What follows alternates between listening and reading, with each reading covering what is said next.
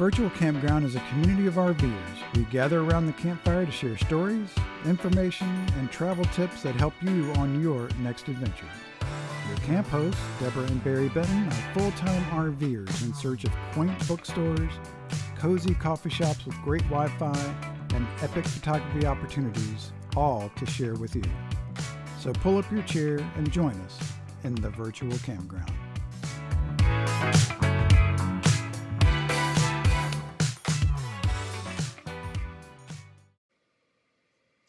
All right, I think I'm live, though you can't see me, I don't think.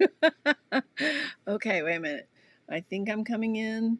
Tell me if I'm here. I think I am, oh dear. And I don't have any kind of chat because I'm doing this on my own. And I did not figure out how to do chat. Oh dear. So how will I know and talk to you? One moment. Let me figure this out. See, you wanted me to try to figure this out on my own, and look what happens. I am not usually the person that does this. So you have, let's see. Oh, okay. It says I'm live. I'm hoping you can hear me. You are here. Facebook user says that I am here. Thank you. Thank you, my beautiful friend, whoever you are. So I figured out where the chat is. That's a good news. Am I small? Because I'm small on my screen and I'm not sure. I think I can make me bigger.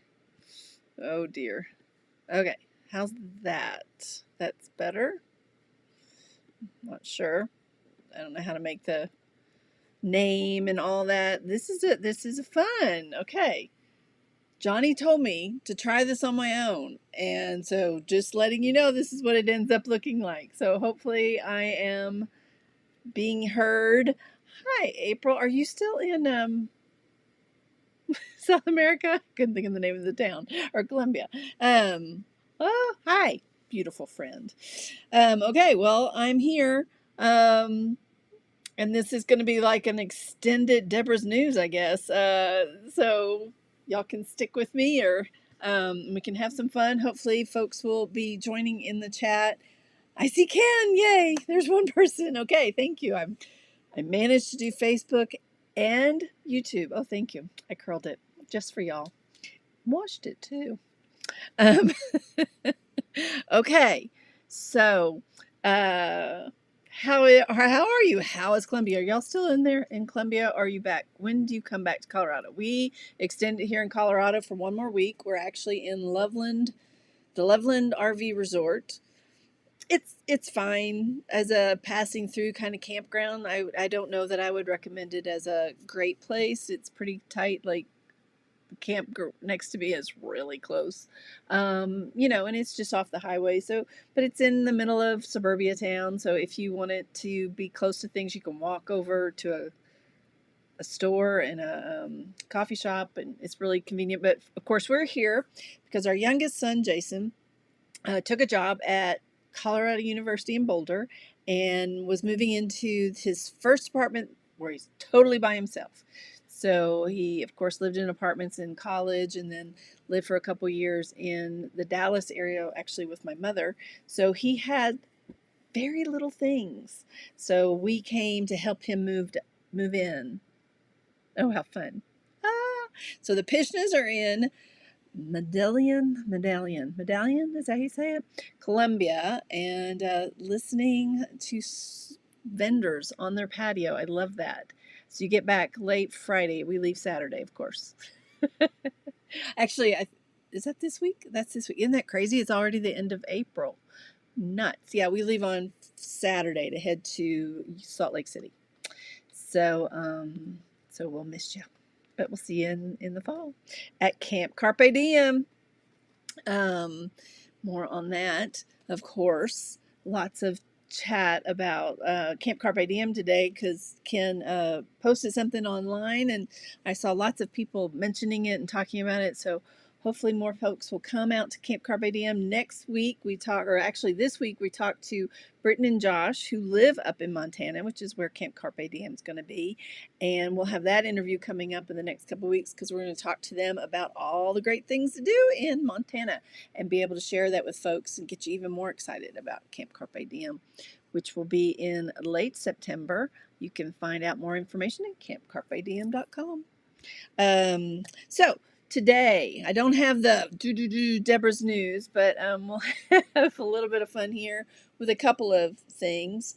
I've told you why we're here with Jason, and of course, folks, some of y'all know that I've been down with COVID. This is my first real TVC thing back, so I'm getting back in the swing of things. As you could tell, social media and everything was a little bit slow. It had me down and out. It also had my mom down and out, and I was with her, so to help and take care of her. And it also gave me just really a lot of brain fog. So not that that's not usually there, honestly, but so we're doing better and hoping get back in the swing of things here soon. So I did have a big piece of news. I don't know if you guys have seen this today. Harvest Host came out with something new. It's called the Camper's Card. It is a card to help you get discounts at campgrounds in about 47 states plus some Canadian provinces. Plus you get discounts at places like theme parks like Disney and Universal, some hotels, and some RV vendors, some like Lenovo is one of the ones you can get a discount with, Sam's Club.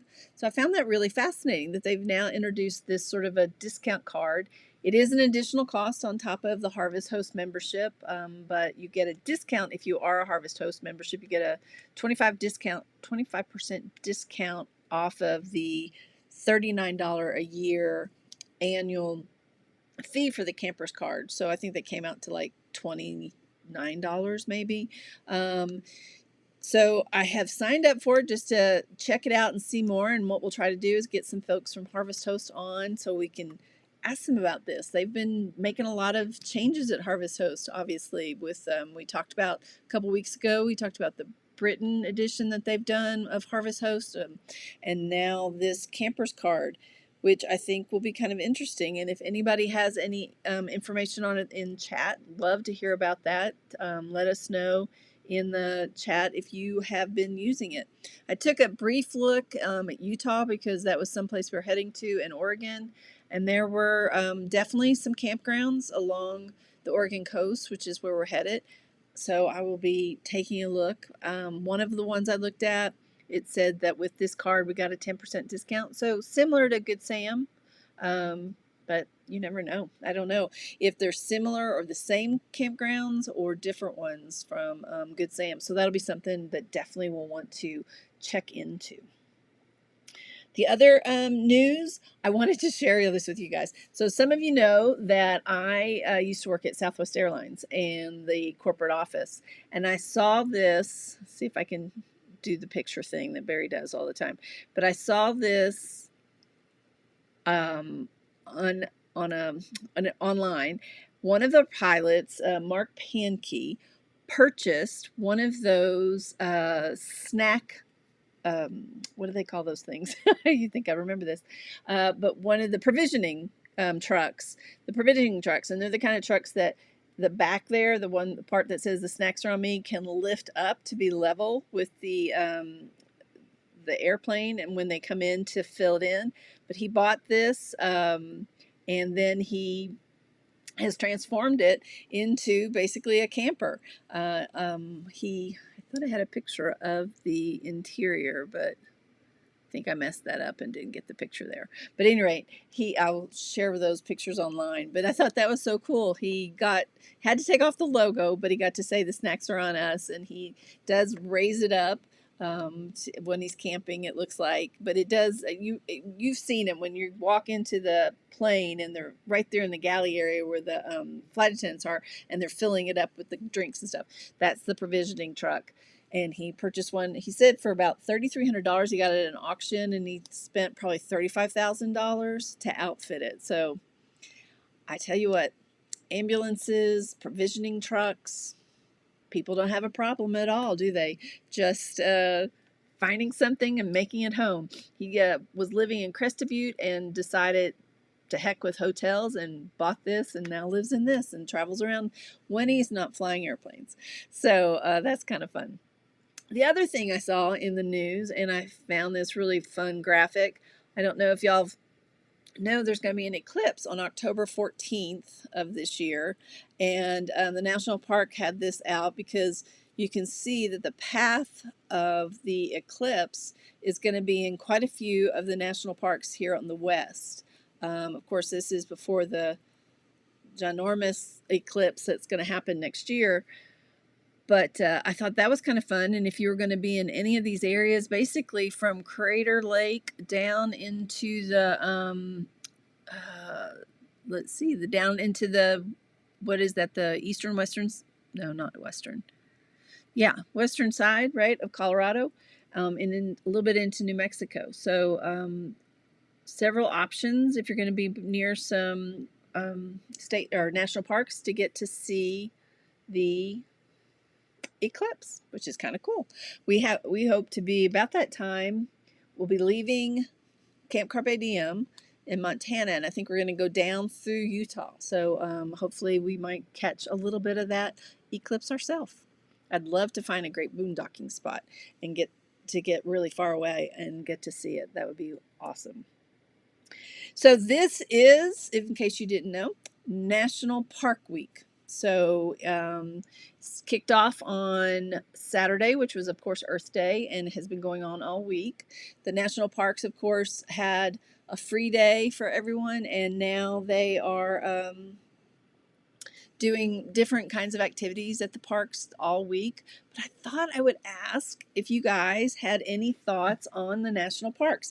And in particular, I was really curious about, you hear about the 63 main national parks, and we focus a lot of our travel trying to get to some of those 63. I think I counted up. We've been to about 20 of the 63. Of course, a ton of them are in California and Alaska. Some of the larger ones are, of course, in Alaska, a few in Hawaii, and one in the Americas Samoas. So we haven't been to those in the RV. But we have tried to get to as many as possible and continue. Hopefully this year we'll get to add a couple more to our list. But one of the things that you realize you forget is that the National Park Service actually has about 432 sites in their service, under their umbrella. I'm curious to see if anybody knows what is the largest category in the National Park Service. So they have multiple categories of national historic seashores and lake shores and historic sites and monuments and historical parks, each little category of destination. But I'm curious, does anybody know what the largest? Because I will tell you, it is not one of the 63 national parks. There is something actually larger than the national parks as far as a category goes. So let me know in the comments if you know what that is. But I thought, Barry and I have talked about this before. And of course, Barry has talked about the fact that Yosemite is his favorite park. And I've mentioned that the Tetons are my favorite park. But one of the ones that I've loved also is the Sequoia, where you can go see the giants like the General Sherman. I think those are amazing. So those are some of the favorites of the 63. But what I've realized when we were in Santa Fe, we went to the Pecos National, I think it's called the Historic Site. I think that was a historic site, where they showed where some of the Pueblo folks had lived and how they had lived. And it was fascinating to see that. And, I really didn't even realize when we went there for a hike that it was even a national park. or under the national park umbrella. And it made me realize that I probably have seen more of the 432 than I think I have, because we have visited several great spots, and but I don't think about those when we're going to places to really seek them out. For instance, one of my favorites has been the Colorado Monument. If you haven't been to the National Monument in Colorado, out near where is that, Kenny? It's like Grand. It's not the right word. Uh, it's out there north of Montrose. I know that. Um, so it is one of my favorite places we visited. I think that's probably more spectacular than a lot of the national parks, honestly. And it was a great, like, you can do it in a day. You could go back and hike several times, and it had some cool camping spots. Wouldn't go in our rig to the camping. Grand Junction, that's it. I knew it started with a G. Thank you. Um, but yeah, I wouldn't go up there in our rig because there are some natural tunnels that you would have to go through, so you can only do it really in smaller rigs. But it was a spectacular drive, and I would highly recommend it. So some of those national park monuments, I guess, are just something that I think this year I really want to take a little bit more time and explore some of those. I mean, there's some aspect of the national park in all but I think 20 states. So you could probably find a national historic park or a monument or something close to you if you just took a look. But anyway, so would love to hear in comments either now or when you watch this later. What is your favorite national historic? Well, the national park in the service. It's so confusing because we think of national parks as just those 63, but the National Park Service covers 432. And in answer to the question I asked earlier, the largest category under the National Park Service is the national monuments, like the Colorado Monument that I just mentioned. And the second highest is historical sites. You also have historical parks, which is even with national parks. The difference between historical parks and historical sites is really just size.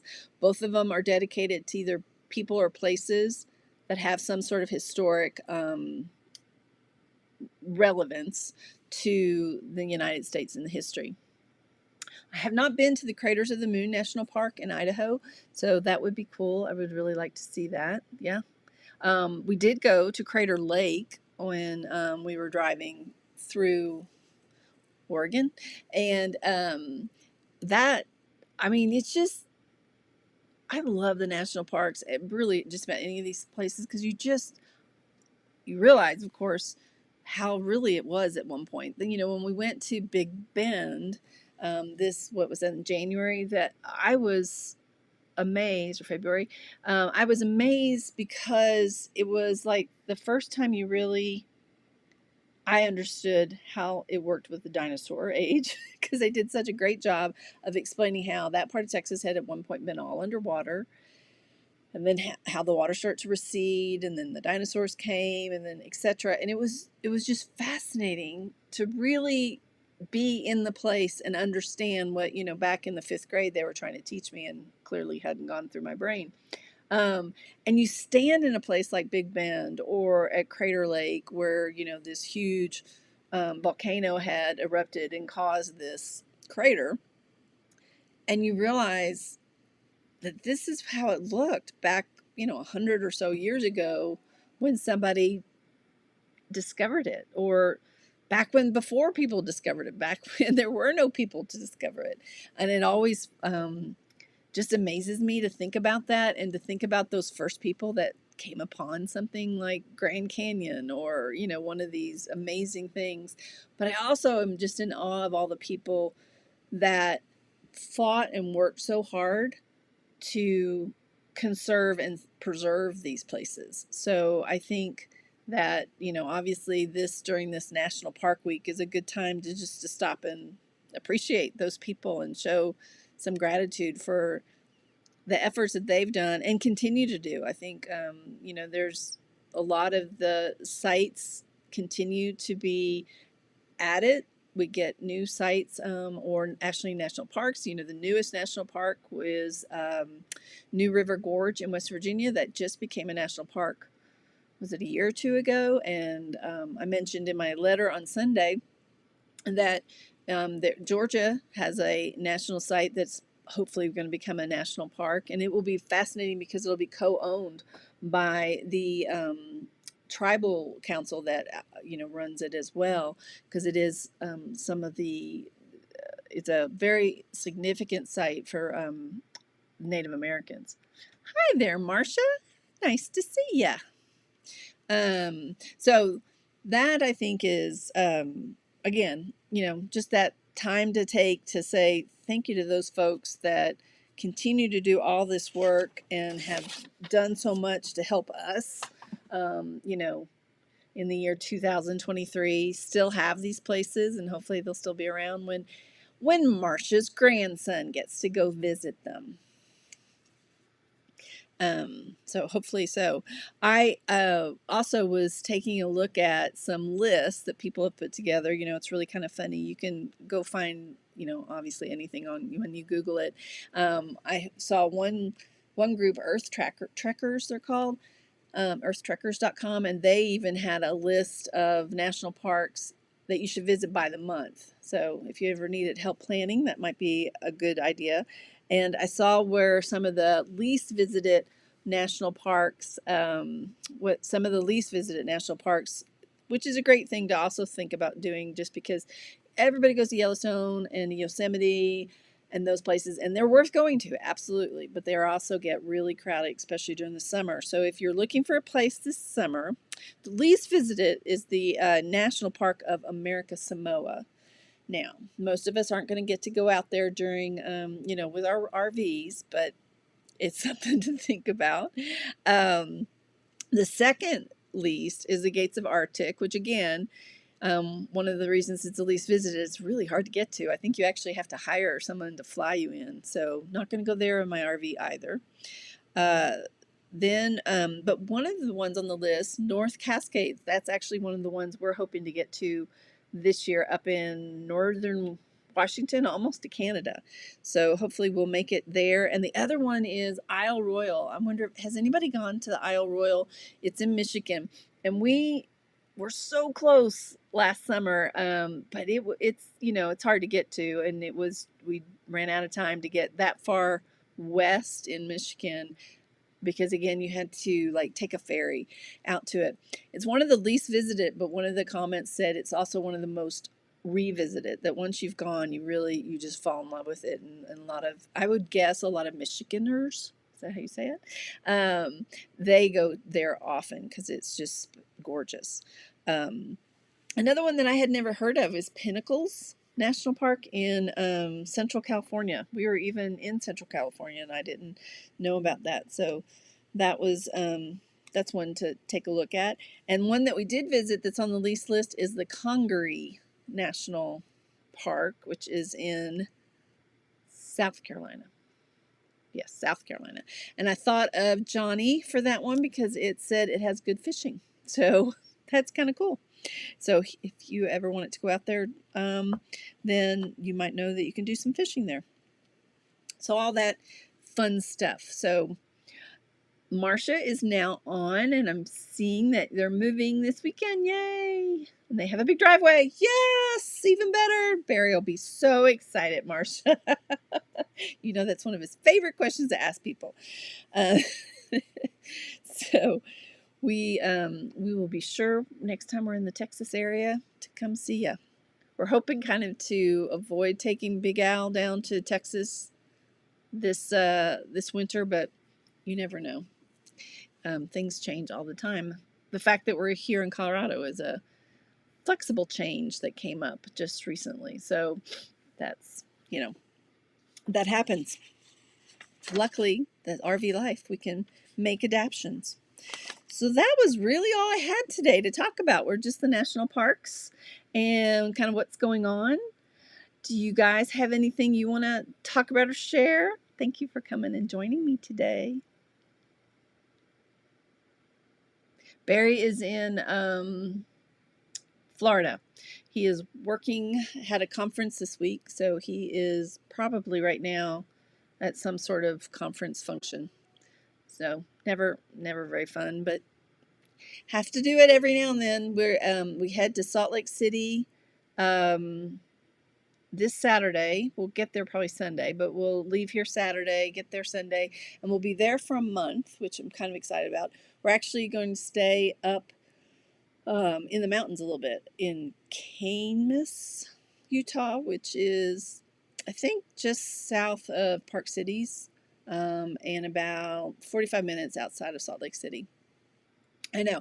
I've been to Salt Lake before, and I've been in the mountains more, but I've not really ever visited Salt Lake area. There's a bookstore in Provo that I'm really excited to go see.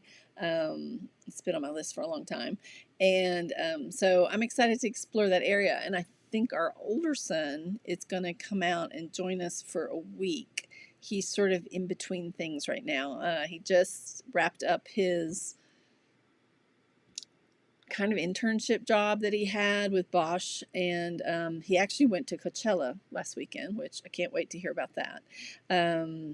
Oh, are they good? Okay, that's good to know. If you think of any specifically, let me know, because that's, Barry's favorite is waterfall hikes. He actually has another conference in Salt Lake City, so he'll be at a hotel for a couple nights, and then he has to go to Houston for a couple nights. But other than that, I'll be there the whole time.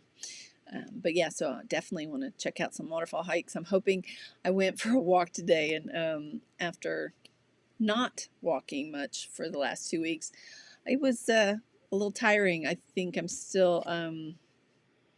I think between getting over COVID and the altitude, I think I'm just having a little bit of breathing issues. But I walked around, so that was good. Good start, right? Got to start somewhere, as my friend April always tells me. So hoping this week I can get back to my regular scheduled exercise. Got to get back in shape for hiking in the fall with Camp Carpe Diem. Okay, so the other thing I wanted to let you all know is next week we're going to have an interview that I did with an RVer who is an author. She's actually written, I think she's got like 15 different books, 3 different series, and I've been reading her time travel series right now. I just finished the second book. Really fun. It's a old. It does take a while. It's an old, what she call it, covered wagon, which I had never heard of that RV brand from the 1930s. So in this book, there's a covered wagon, and when they sleep in it, they are taken back to different decades based on the renovations that they've done on the rig. So it's just kind of fun. Definitely cozy, kind of mystery, cozy kind of, stories. But it's fun in that there's RVing is a prominent part. Her other series is Shoemaker Mysteries or Cozy Mysteries, Murder Mysteries. And she has camping hints in some of them, and so it's really fun. It was a fun conversation, and she is a retired school teacher. She's now in her 80s, and she's still camping. So it was pretty fun to talk to her. So that will be next week's conversation that we will share with you guys, and we will be both of us. I think we haven't had a live with both of us in a while, so we will be 2 next week. So hopefully you guys can tune back in. I know the Pishnas will be in transit somewhat, right? So I don't know, will you be in Colorado or on your way? You said you were on your way someplace next week. Nashville. That's right, Nashville. You have a beer thing in Nashville, right? Oh, so make sure you give the Otts all my love. And so that's it. Thanks, y'all, for joining me for this quick half-hour conversation. But I really appreciate it. And I can't wait to hear more about Colombia. So hopefully that was gonna, have several more days, but it sounds like it's been very eventful and wonderful. So I can't wait to hear more about that. We'll have to get you on and interview you about it. All right, guys. Thank you so much. Love to all of y'all. See you around the campfire.